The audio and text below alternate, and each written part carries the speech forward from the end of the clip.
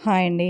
ఈరోజు మీకు జడపిల్లలు తయారు చేయడం చూపిస్తాను. మొన్న జడగంటలు చేసి చూపించాను కదా! అలాగే ఇప్పుడు జడపిల్లలు చేసి చూపిస్తాను. దీనికోసం దళసరిగా ఉన్న ప్లాస్టిక్ షీట్ ఒకటి తీసుకోండి.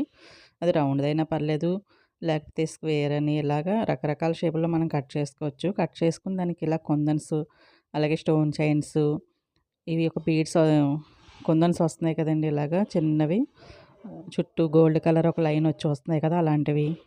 ఇలా మన దగ్గర ఉన్న వాటిలతో చక్కగా జడబిళ్ళలు తయారు చేసుకోవచ్చనమాట.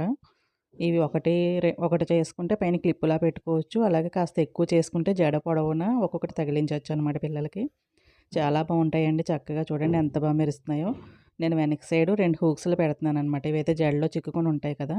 ఒకవేళ అలా కాకపోతే ఇలాగ టిక్ టాక్ క్లిప్స్ కూడా పెట్టుకోవచ్చు. చాలా అందంగా ఉంటాయి. చూడండి జడలో పెట్టుకొని చూపిస్తున్నాను ఎంత బాగా కనిపిస్తుందో. చాలా అందంగా ఉంది కదా! మీరు కూడా తయారు చేయండి. వీడియో నచ్చితే లైక్ చేసి